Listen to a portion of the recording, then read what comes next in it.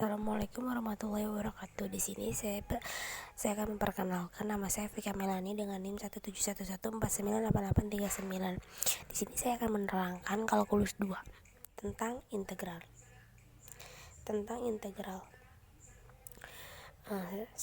Satuan acara integral adalah pengertian integral, rumus-rumus dasar integral tertentu, metode integral dengan substitusi, integral parsial, integral fungsi trigonometri, integral fungsi rasional, substitusi khusus, rumus-rumus reduksi, fungsi transenden, logaritma dan eksponen, inverse, fungsi trigonometri, luas dan integral tertentu, sifat-sifat integral tertentu, volume benda putar, luas permukaan benda putar, integral wajar dan integral lipat 2, diferensial, parsial, orde tinggi, kalkulus dan geometri.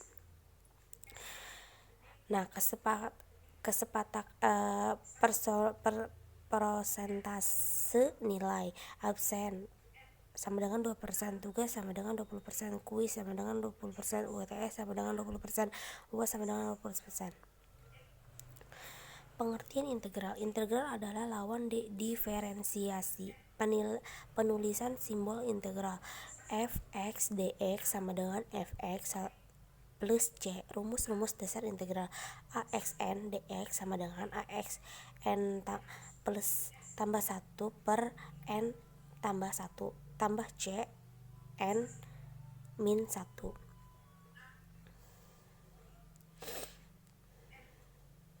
Tentukanlah nilai integral dari 9x2 dx, 3x2 plus 4x dx.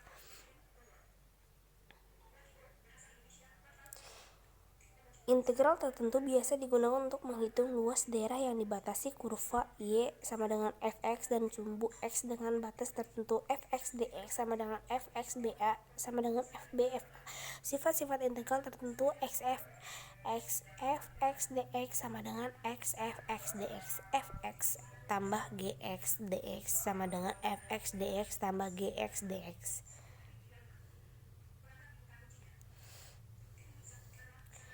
Metode integral dengan substitusi.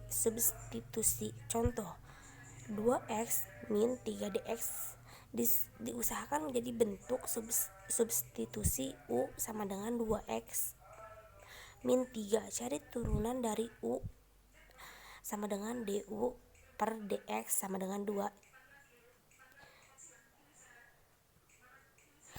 Integral parsial. Bila bertemu dengan integral yang pengintegralannya tidak dapat dibawa ke bentuk dasar, salah satu cara penyelesaiannya dengan metode integral parsial dengan pemisalan u sama dengan fx dan v sama dengan gx. Metode integral parsial memiliki bentuk ud v sama dengan uv min vdu. Keterangan u sama dengan fx, f sama dengan gx, du turunan dari u, df turunan dari f.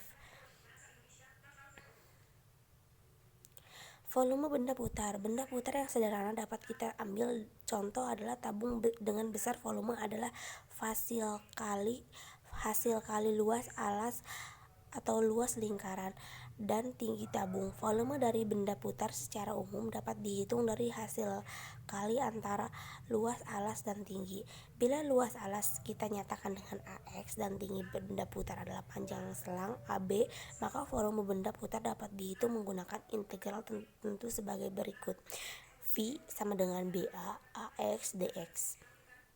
Lanjutan, untuk mendapatkan volume benda putar yang terjadi karena satu daerah diputar terhadap suatu sumbu dilakukan dengan menggunakan dua buah metode, yang metode cakram dan kulit tabung. Metode cakram, misal daerah dibatasi oleh y sama dengan fx, y sama dengan ox sama dengan ad, dan x sama dengan b, diputar dengan sumbu putar sumbu x.